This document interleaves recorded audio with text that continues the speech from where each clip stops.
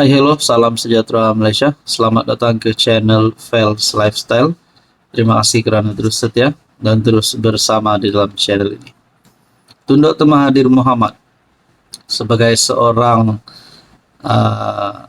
pemimpin yang pernah menjadi Perdana Menteri sebanyak 2 kali di Malaysia telah mengeluarkan satu kenyataan menyebut berkaitan dengan pengampunan yang diterima oleh Anwar Ibrahim.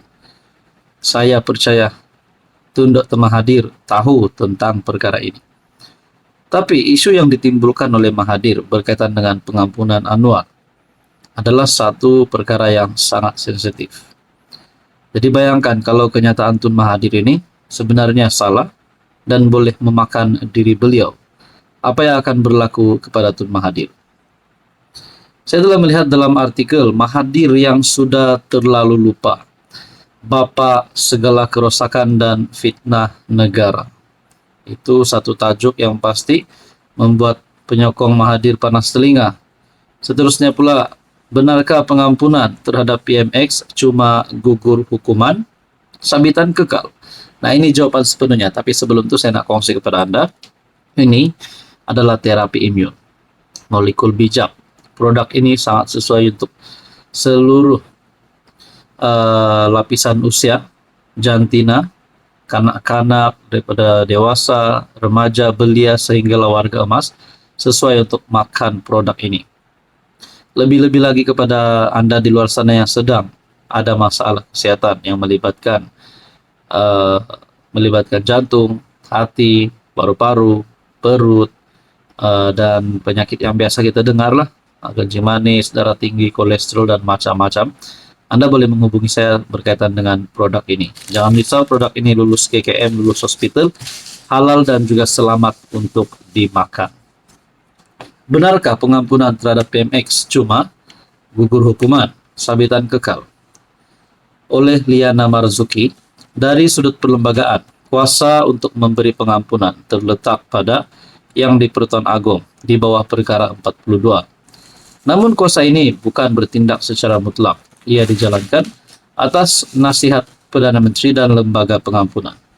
Pada tahun 2018, selepas PRU 14, Tun Mahathir ketika itu Perdana Menteri ke-7 menasihati yang di Pertuan Agong agar Datuk Seri Anwar Ibrahim diberi pengampunan penuh.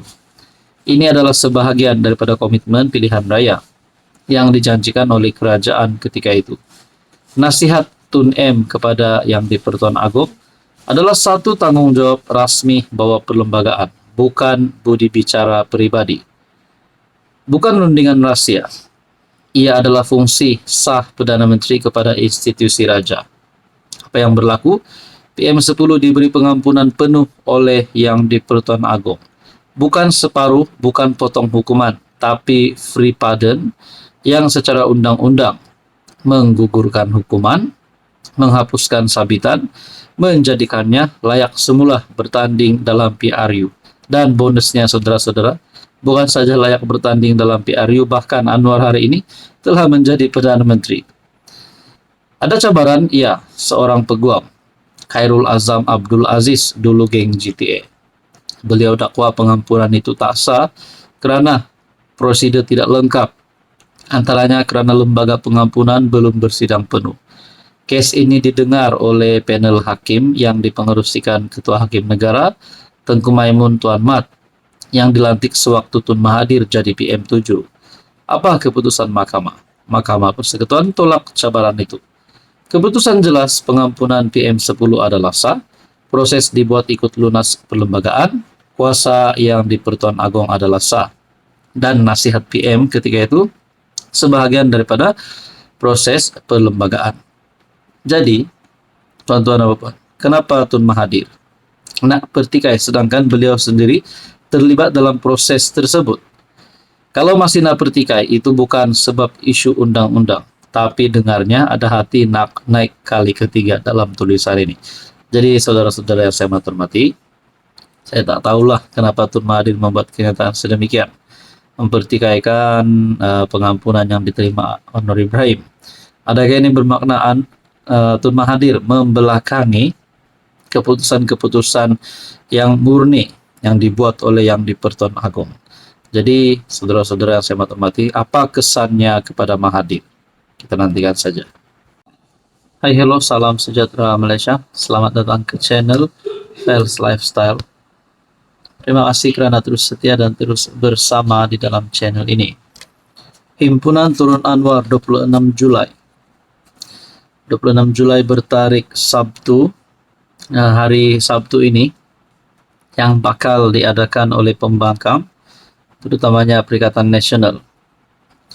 Antara pertanyaan netizen adalah, adakah mereka akan lebih ahli-ahli parlimen daripada PN, daripada pembangkang, lebih memilih untuk menyertai himpunan tersebut berbanding untuk menyertai ataupun bersidang di parlimen? Seperti yang kita tahu, parlimen sudah mulai bersidang sejak 21 Julai. Jadi persoalannya, adakah Muhyiddin, Hamzah Zainuddin, Hadi Awang, mungkin ada lagi MP-MP lain, adakah mereka ini akan mengikuti himpunan ini berbanding tanggung jawab mereka sebagai ahli parlimen? Oke, sebelum saya teruskan kepada isu hari ini, saya nak kongsi kepada Anda, ini adalah produk transfer factor.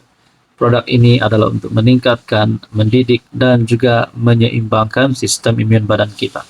Kalau ada yang tertanya-tanya tentang sejauh mana produk ini diluluskan, produk ini halal ada, sijil halal ada, kajian saintis. Produk ini diluluskan oleh KKM, diluluskan oleh hospital luar negara, sudah mulai membawa masuk transfer factor ke dalam hospital.